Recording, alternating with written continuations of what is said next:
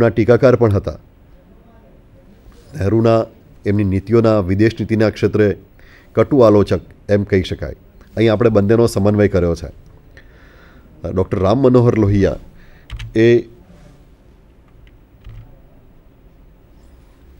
એ ગાંધીજીમાંથી સત્યાગ્રહને બરાબર આત્મસાત કરે છે અને જ્યાં પણ જુલ્મ થાય છે, અન્યાય થતો દેખાય છે, જ્યાં અસમાનતા છે ત્યાં એ વિરોધ કરે છે. ગોવામાં પણ એમણે સત્યાગ્રહ કરેલો. આ એનો ફોટોગ્રાફ છે. એ સતત સંઘર્ષ કરનારું એક વ્યક્તિત્વ હતું. સતત સંઘર્ષ. અમેરિકા ગયા તો ત્યાં પણ એમણે કાળા ગોરાના ભેદભાવ જે હતા એ જોયા ને ત્યાં વિરોધ કર્યો, ત્યાં સત્યાગ્રહ કર્યો. ત્યાં પણ એમની અમેરિકામાં પણ એમની ધરપકડ થયેલી. ગોવા ગયા ત્યાં પણ એમણે સત્યાગ્રહ કર્યો, ત્યાં પણ એમની ધરપકડ થયેલી ને પછી મુક્તિ થયેલી. ભારતમાં પણ લોહિયા કહે છે કે રાજ્યની રચના સમાનતા અને સ્વતંત્રતા માટે થઈ છે. દરેક વ્યક્તિ સમાનતા ભોગવી શકે અને સ્વતંત્રતા ભોગવી શકે એ માટે રાજ્ય નામની સંસ્થાની રચના થઈ છે. માટે રાજ્ય એ સાધન છે અને સાધ્ય એ વ્યક્તિઓમાંના સ્વતંત્રતાના જે અધિકારો છે એનું રક્ષણ કરવાનું છે, સમાનતા લાવવાનું એ કામ છે રાજ્યનું. માટે રાજ્ય એ સાધન છે અને સ્વતંત્રતા અને સમાનતા વ્યક્તિઓમાં આવે એ સાધ્ય છે. ચાર સ્તંભીય રાજ્યની વાત કરે છે. અત્યારે હાલ જે રાજ્ય છે એ બે સ્તંભો પર ઊભું છે. રાજ્ય એટલે કે પ્રાંત અને કેન્દ્ર સરકાર. આમ બે સ્તંભ ઉપર ઊભું છે. આપણા બંધારણમાં બે પ્રકારની યાદીઓ છે, રાજ્યની યાદી અને કેન્દ્રની યાદી. કેન્દ્ર સરકારને કઈ સત્તાઓ છે એની રજૂઆત કરી છે કેન્દ્રની યાદીમાં. રાજ્ય સરકારને કઈ સત્તાઓ છે એની રજૂઆત કરી છે રાજ્યની યાદીમાં. એમ બે સ્તંભ ઉપર ઊભું છે. એ પછી આપણે પંચાયતોને સત્તાઓ આપી.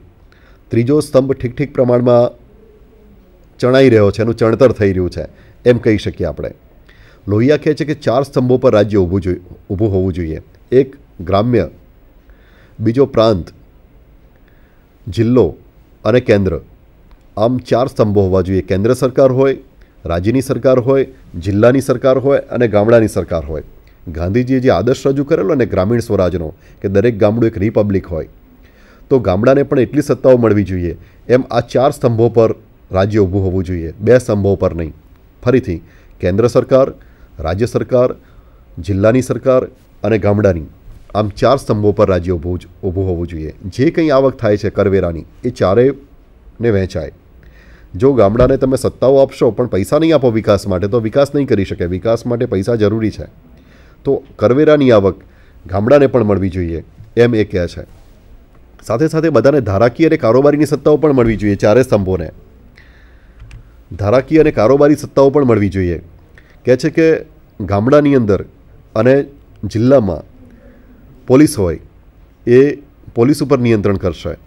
રાજ્ય સરકાર અને કેન્દ્ર સરકાર, રાજ્ય સરકાર સશસ્ત્ર પોલીસનું નિયંત્રણ કરશે અને કેન્દ્ર સરકાર પાસે લશ્કર રહેશે.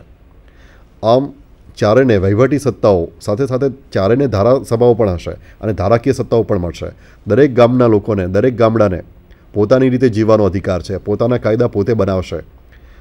આમ લોહિયા માને છે. એમનો ચાર સ્તંભીય રાજ્યનો ખ્યાલ એક સરસ છે. બીજી આગળ વાત પણ કરે છે કે એક વિશ્વ સરકાર હોય. સ્થાનિક લોકોનું કાર્ય કે એમના કલ્યાણના કાર્યો ગામડામાં અને પ્રાંતમાં તથા જિલ્લામાં થઈ જતા હોય. અને એક વિશ્વ સરકાર હોય, વિશ્વ સમવાય તંત્ર હોય, વિશ્વ સરકાર હોય, એવો ખ્યાલ પણ એ આપે છે. જો માનવવાદીઓ બધા આંતરરાષ્ટ્રવાદીઓ છે, વિશ્વ સરકારની વાત કરે છે. તેથી રાજ્યો વચ્ચે જે ઝઘડા છે, યુદ્ધો છે, એને નિવારી શકાય. સમાનતા અંગેના વિચારો. લોહિયા કહે છે કે સામાજિક સમાનતા ખૂબ જ અગત્યની છે.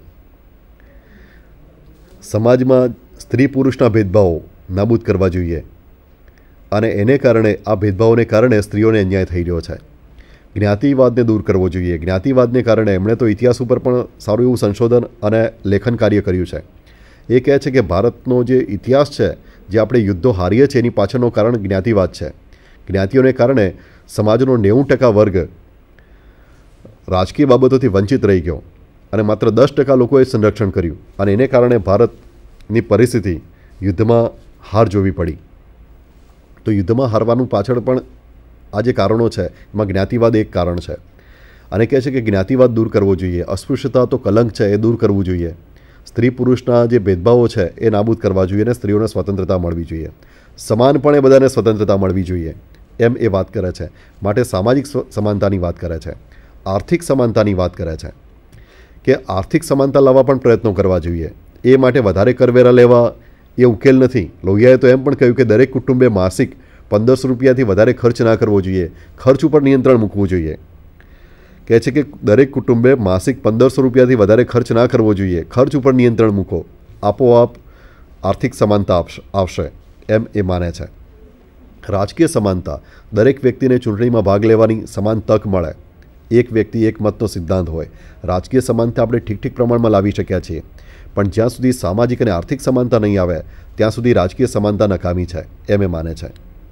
જુઓ, ભારતના જે રાજકીય ચિંતકો છે એમના રાજકીય ચિંતનમાં લગભગ સમાનતા જોવા મળે છે. નહેરુ પણ આવું જ માને છે કે સામાજિક અને આર્થિક સમાનતા ના હોય, સામાજિક અને આર્થિક સ્વતંત્રતા ના હોય તો રાજકીય સ્વતંત્રતા નકામી છે. લોહિયા પણ એ જ વાતને અભિવ્યક્તિ કરે છે. સ્વતંત્રતા અંગેના વિચારો. લોહિયા કહે છે કે સ્વતંત્રતા સૌથી અગત્યની છે અને સ્વતંત્રતા અને સમાનતા એકબીજાના વિરોધી મૂલ્યો નથી પણ એકબીજાના પૂરક છે. સ્વતંત્રતા અને સમાનતા સાથે અસ્તિત્વ ધરાવે છે અને ધરાવવા જોઈએ. તો એ સ્વતંત્રતા રાજકીય સ્વતંત્રતાની વાત કરે છે, ધાર્મિક, આર્થિક અને સામાજિક સ્વતંત્રતાની વાત કરે છે. ધાર્મિક સ્વતંત્રતામાં કહે છે કે દરેકને ઈચ્છા પ્રમાણે ધર્મ પાળવાની અને ધર્મ બદલવાની છૂટ હોવી જોઈએ. જો વ્યક્તિ સ્વેચ્છાએ ધર્મ બદલે છે તો સરકારે કે રાજ્યમાં દખલગીરી ના કરવી જોઈએ. હા, પણ લાલચથી કરે તો સરકારે એનું ધ્યાન રાખવું જોઈએ કે કોઈ લાલચ કે ભયમાં આવીને ધર્મ પરિવર્તન ના કરે. તો ધાર્મિક સ્વાતંત્ર્યની વાત કરે છે, રાજકીય સ્વાતંત્ર્યની વાત કરે છે.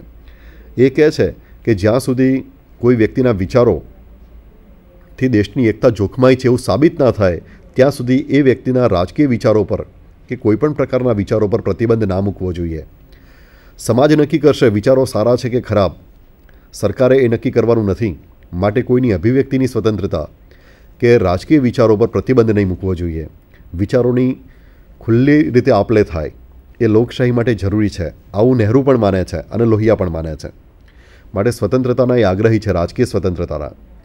લોહિયા તો કહે છે કે આઝાદી પછી પણ તમને એમ લાગે કે સરકારે જુલ્મી કાયદો કર્યો છે તો સવિનય કાનૂન ભંગ કરવાનો અધિકાર છે નાગરિકોને. નાગરિકોને સવિનય કાનૂન ભંગ કરવાનો અધિકારની વાત કરે છે. એ કહે છે કે સરકારી કર્મચારીઓ અને અધિકારીઓને પણ રાજકીય પક્ષમાં જોડાવાની અને ચૂંટણી લડવાની સ્વતંત્રતા હોવી જોઈએ, નહીંતર તો એ વર્ગ ગુલામ બની જશે. લોહિયા એને સમાજવાદી ગુલામી કહેતા કે આ સમાજવાદી ગુલામી છે કે જે સરકારી અધિકારીઓ કર્મચારીઓ છે એ રાજકારણમાં ભાગ લઈ શકતા નથી, પણ એમને એ સ્વતંત્રતા મળવી જોઈએ. સ્વતંત્રતામાં સામાજિક સ્વતંત્રતા, આર્થિક સ્વતંત્રતાની પણ વાત કરે છે કે ધંધો રોજગાર કરવાની સ્વતંત્રતા. અને આર્થિક સ્વતંત્રતા એટલે દરેકની પાસે રોટી, કપડાં, મકાન હોય, દરેકની પાસે આજીવિકાનું સાધન હોય. એ નાના ઉદ્યોગો ઉપર, લઘુ ઉદ્યોગો પર મહત્ત્વ આપે છે કે લઘુ ઉદ્યોગો એવી ટેકનોલોજી હોવી જોઈએ કે વ્યક્તિનું શોષણ ના થાય, એની એ વાત કરે છે. રાજકીય પક્ષ અને નેતૃત્વ અંગેના વિચારો. લોહિયા કહે છે કે રાજકીય પક્ષની અંદર જે તે વિચારધારાને વરેલા હોય એવા જ કાર્યકર્તાઓએ આવવું જોઈએ અને કાર્યકર્તાઓએ ખરેખર કાર્ય કરવું જોઈએ. એ કહે છે કે એમાં શિસ્ત બહુ અગત્યની છે. ભારતના રાજકીય પક્ષોમાં શિસ્તનો અભાવ જોવા મળે છે. લોહિયાના સમયમાં કદાચ વધારે હશે. અને કહે છે કે આને કારણે જ પક્ષોના સંગઠનો વ્યવસ્થિત નથી, વિચારધારાઓનો પ્રચાર પ્રસાર જોઈએ એવો થતો નથી કાર્યકર્તાઓની અંદર, અને એમનામાં શિસ્તનો અભાવ જોવા મળે છે. નેતાઓ નિસ્વાર્થી હોવા જોઈએ રાજકીય પક્ષના, અને સત્તાને બદલે સેવાને વરેલા હોવા જોઈએ. દરેક નેતાએ એક સાથે 2 હોદ્દા ધારણ ના કરવા જોઈએ, પક્ષની અંદર અને સરકારની અંદર પણ.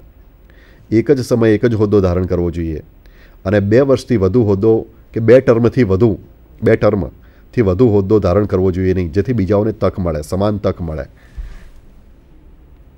એમણે કહ્યું કે સમાજવાદી પક્ષ માટે સમાજવાદી પક્ષના કાર્યકર્તાઓએ 3 વસ્તુઓ કરવાની છે. પક્ષ માટે પાવડો, જેલ અને મત. આ એમણે સૂત્ર આપેલું, પાવડો, જેલ અને મત. પક્ષ માટે આટલું કરો. લોહિયાના સમાજવાદ અંગેના વિચારો.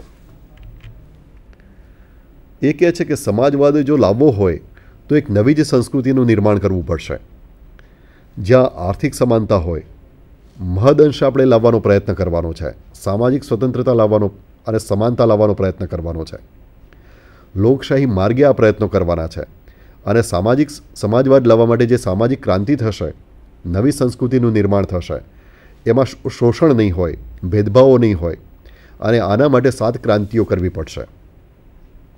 પહેલી ક્રાંતિ છે સ્ત્રી અને પુરુષ વચ્ચે સમાનતા સ્થાપવાની ક્રાંતિ. લોહિયા કહે છે કે પુરુષો એવું માને છે કે સ્ત્રી સુંદર હોવી જોઈએ અને સાથે સાથે એ વિદ્વાન પણ હોવી જોઈએ અને પાછી આજ્ઞાકિત હોવી જોઈએ.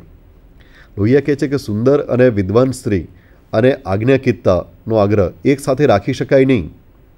આ પુરુષોની વધારે પડતી અપેક્ષાઓ છે જે એક સાથે સંતોષી શકાય એવી નથી. અને આને કારણે સ્ત્રી પુરુષ વચ્ચે અસમાનતા ઊભી થાય છે. તો ભારત જેવા એશિયા આફ્રિકાના દેશોમાં સ્ત્રી પુરુષ વચ્ચે સમાનતા સ્થાપવાની, સ્ત્રીને સ્વતંત્રતા આપવાની, તો જ સમાનતા આવી શકે. એ માટે ક્રાંતિ કરવાની જરૂર છે, સામાજિક ક્રાંતિની જરૂર છે. તો જ આપણે સમાજવાદી સંસ્કૃતિ તરફ, સમાજવાદ તરફ આગળ વધી શકીશું. બીજું, રંગભેદ નાબૂદી માટેની ક્રાંતિ. વિશ્વભરમાં જે રંગભેદ છે એને કારણે જે કાળા લોકો છે એમને વધારે સહન કરવાનું આવે છે. અમેરિકામાં ગયા ત્યારે એમને પણ એવા અનુભવો થયેલા અને એમણે તો ત્યાં સત્યાગ્રહ પણ કરેલો. તો રંગભેદની નાબૂદી માટે પણ ક્રાંતિ કરવાની જરૂર છે. બીજી વાત એમણે એ કરી કે પુરુષ ઈચ્છે છે કે સ્ત્રી ગોરી હોય અને સફેદ ચામડીવાળા છે એ વધારે રૂપાળા છે એવું માનવામાં આવે છે. આ માન્યતાને લીધે પણ જે કાળી ચામડી ધરાવે છે, શામ રંગના છે, એ લોકોને વધારે અન્યાય સહન કરવો પડે છે. તો રંગભેદની નાબૂદી માટે પણ એક ક્રાંતિ કરવાની જરૂર છે. ત્રીજી ક્રાંતિ છે જન્મ અને જ્ઞાતિના આધારે રચાયેલી જે અસમાનતાઓ છે એ દૂર કરવા માટેની ક્રાંતિ. તો આમાં જે અસ્પૃશ્યતા નિવારણની વાત પણ આવી જાય છે અને કહેવાતી પછાત જ્ઞાતિઓની સાથે જે અન્યાય થાય છે એ દૂર કરવાનો અને માનવીને માનવી તરીકે જોતા શીખવ્યા એવી ક્રાંતિ કરવાની જરૂર છે.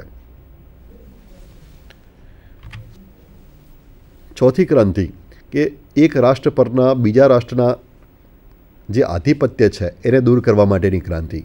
જો નહેરુ સામ્રાજ્યવાદનો વિરોધ કરે છે, અહીં આ ક્રાંતિ દ્વારા પણ સામ્રાજ્યવાદના વિરોધની જ વાત છે કે સામ્રાજ્યવાદનો વિરોધ કરવો જોઈએ. દુનિયામાં જ્યાં પણ કોઈ રાષ્ટ્ર ગુલામ હોય તો એના પ્રત્યે સહાનુભૂતિ બતાવવી જોઈએ અને જેણે સામ્રાજ્યવાદ અપનાવ્યો છે એવા રાષ્ટ્રોની ટીકા કરવી જોઈએ. તો એક રાષ્ટ્રના બીજા રાષ્ટ્ર પરના પ્રભુત્વને દૂર કરવા માટે પ્રયત્ન કરવો જોઈએ જેથી બીજું રાષ્ટ્ર સ્વતંત્ર થઈ શકે. પેલા રાષ્ટ્રો કે જે સામ્રાજ્યવાદનો ભોગ બન્યા છે એ સ્વતંત્ર થઈ શકે, એનો વિકાસ થઈ શકે. એ માટે પણ ક્રાંતિ કરવાની જરૂર છે. પાંચમી ક્રાંતિ ઉત્પાદનમાં વધારો કરી આર્થિક સમાનતા સ્થાપવા માટેની ક્રાંતિ. જો આર્થિક સમાનતા લાવવી છે પણ કેવી રીતે? ઉત્પાદનમાં વધારો કરીને. ઉત્પાદનમાં, ચીજવસ્તુઓના ઉત્પાદનમાં, અનાજના, કાપડના અને જીવન જરૂરિયાતની વસ્તુઓના ઉત્પાદનમાં પુષ્કળ વધારો થાય તો અર્થશાસ્ત્રનો સિદ્ધાંત છે કે જે વસ્તુનો પુરવઠો વધારે હોય એની કિંમતો ઘટે અને કિંમતો ઘટે તો દરેક વ્યક્તિને ખરીદી શકે. તો ઉત્પાદનમાં વધારો કરવાનો અને જો ઉત્પાદનમાં વધારો કરવો હોય તો વધુ રોજગારી આપવી પડશે, વધારે મજૂરોનો ઉપયોગ થશે અને બધાને રોજગારી મળશે. રોજગારી અને સાથે સાથે બધાને જરૂરિયાતો સંતોષાશે. તો ઉત્પાદનમાં પુષ્કળ વધારો કરી અને આર્થિક સમાનતા લાવવાનો પ્રયત્ન કરવાનો, જે સંપૂર્ણપણે તો શક્ય નથી પણ એ દિશામાં પ્રયત્નો કરવો પડશે અને એ દિશામાં પણ ક્રાંતિની જરૂર છે. છઠ્ઠી ક્રાંતિ વ્યક્તિગત જીવનની ગુપ્તતાના રક્ષણ માટેની ક્રાંતિ. તો કે છે કે સમાજનું અને રાજ્યનું દબાણ એટલું બધું આવી રહ્યું છે વ્યક્તિગત જીવન પર કે એની ગુપ્તતાનું રક્ષણ થતું નથી અને આ માટે પણ એક ક્રાંતિની જરૂર છે કે દરેક વ્યક્તિને પોતાની અંગત બાબતો ગુપ્ત રાખવાનો અધિકાર છે, પ્રાઇવસીનો અધિકાર છે. તો એ માટે પણ એક ક્રાંતિની જરૂર છે. સાતમી ને છેલ્લી ક્રાંતિ શસ્ત્રો પર નિયંત્રણ મૂકવા માટેની ક્રાંતિ. એ કહે છે કે વિશ્વભરમાં શસ્ત્રોના ઉત્પાદન ઉપર જ પ્રતિબંધ મૂકી દેવો જોઈએ. જો શસ્ત્રોનું ઉત્પાદન નહીં થાય તો યુદ્ધો અને હિંસા અટકી જશે અને માનવજાતનો બચાવ થશે, માનવજાતની રક્ષા થશે. માનવીના લોહીને બચાવવું હોય, માનવજાતને બચાવવી હોય તો શસ્ત્રોના ઉત્પાદન ઉપર જ વિશ્વભરમાં પ્રતિબંધ મૂકી દેવો જોઈએ. જો આવી 7 ક્રાંતિઓ થાય તો સમાજવાદી સમાજ રચના તરફ આપણે આગળ વધી શકીએ, ઝડપથી આગળ વધી શકીએ. અને આ 7 ક્રાંતિઓ એ સાધન છે, સાધ્ય છે સમાજવાદી સંસ્કૃતિનું નિર્માણ કરવું, સમાજવાદી સમાજ રચના કરવી, એમ લોહિયા કહે છે. વિદેશ નીતિ અંગેના વિચારો. લોહિયા નહેરુની જે બિનજોડાણવાદી નીતિ છે એના પુરસ્કર્તા છે. એમને બિનજોડાણવાદી નીતિ ગમે છે કે આ બહુ સરસ નીતિ અપનાવી છે નહેરુએ. પણ એમની જે બેવડી નીતિ હતી એની એ ટીકા કરતા. ચીન સાથેના સંબંધોની એમણે ટીકા કરેલી છે. ચીનથી એ ચેતવતા લોહિયા, જો એ રાષ્ટ્રવાદી પણ છે ને આંતરરાષ્ટ્રવાદી પણ છે લોહિયા પણ નહેરુની જેમ. ચીનથી એ પહેલેથી જ ચેતવતા કે ચીનનું તમે ધ્યાન રાખજો. નહેરુએ રાખી શક્યા નહીં. નહેરુએ જ્યારે ચીને આપણી પર હુમલો કરી જમીન લઈ લીધી ત્યારે નહેરુએ એવો બચાવ કરેલો કે ત્યાં તો ઘાસનું તણખલું પણ ઉગતું નથી.